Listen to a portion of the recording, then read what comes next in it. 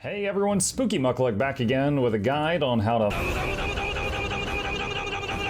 That's weeb speak for hitting very quickly. This is a guide to the low-intensity Quickness Harbinger. The purpose of a low-intensity build is to be as effective as possible with the build itself, so that the gameplay requires as few separate buttons as possible. This is not the top DPS build a Harbinger can achieve, but rather an option for when you are learning the class, want to chill and watch Netflix on another monitor, or if you have shaky hands or any other condition that can impact your gameplay.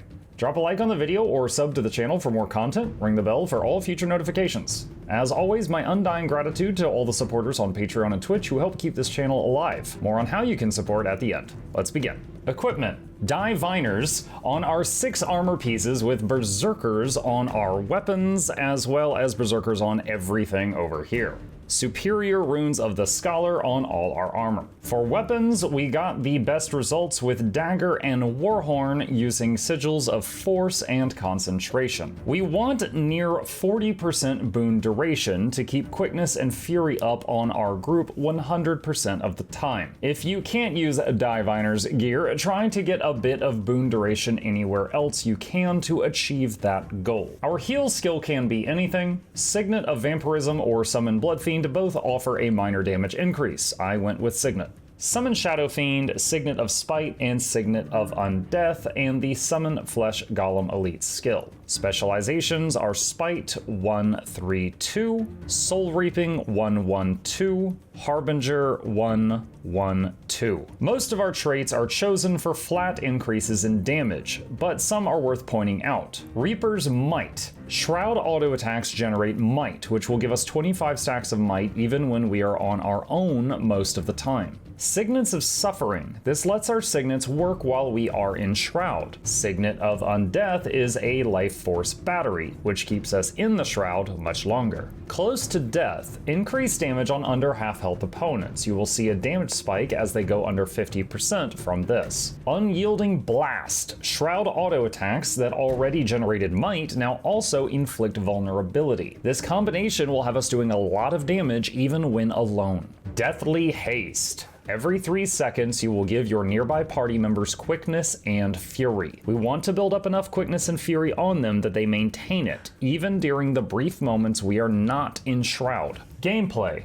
The goal with this Harbinger build is to be in Harbinger Shroud as much as possible, both for our own damage and for supplying the very in-demand Quickness buff to our teammates. So when we aren't in Shroud, we are generating it as fast as we can. While we are in Shroud, we are stretching it out as much as possible. Start off in Shroud, press 2 whenever it's up. When your Shroud eventually runs out, use Warhorn 5 and Shadow Fiend, Haunt, and a few auto attacks, and you will be able to re-enter Shroud the moment the button pops back up. That's it. This is very straightforward. Doing this with full boons, banners, spirit spotter, and a generic food buff landed us at 20,000 damage per second, with peaks of 26,000 after Spite kicked in under the half health of the target, while we were providing vulnerability, quickness, and fury for our party.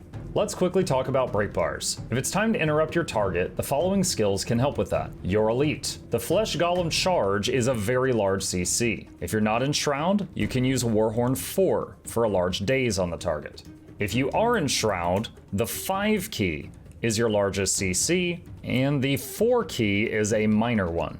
Finally, to set some proper expectations, here is the build with no buffs or debuffs in play other than what we ourselves bring. This is what you might see when completely on your own. The low intensity Harbinger is very impressive even on its own due to its supplying Quickness, Fury, max Might stacks, and max vulnerability stacks. It is worth noting that you are ranged 95% of the time. Utilizing the minions to tank for you and your range when necessary can make open world encounters much more comfortable and allow you to maintain DPS when things get hectic in a group setting. Just remember, your buffs pulse out from you, so try to be near friendlies that you wish to buff. Now let's talk about utility options. Boon removal. Necromancers excel at getting buffs off the enemy. Dagger 3 in this build removes boons from an enemy and corrupts them into conditions. Spectral Grasp pulls 5 nearby enemies all to you. Nothing kills enemies faster than pulling them all on top of a bunch of hungry DPS players. This is very handy in places like the Cold War Strike Mission and Bone Skinner and a few open world events. Take this instead of Shadow Fiend if it is time to use it. I'd like to briefly talk about Epidemic. Epidemic, although not the god skill it once was, is still very strong in some places in the game. However, not with this build. Epidemic copies conditions from the target to other nearby targets. However, it uses your condition damage for the copies, and this build runs on power. Signet of Undeath. Although this is a battery for your life force, do you know what else does even more damage than that? A not dead teammate, I hope. When used, this skill gives up some hit points and revives one downed ally who is in danger. If you think someone is going down, you can use this to save them. And that's all there is to it.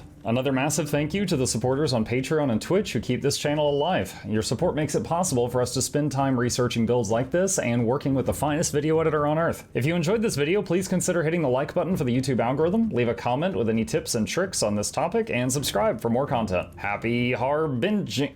Wait, Harbingers get elixirs? Binging? Are they called Harbingers because they're all raging alcoholic? Oh no, how long does it take for the stink to go away? Frickin' Harbingers. Always looking like they pooped their pants.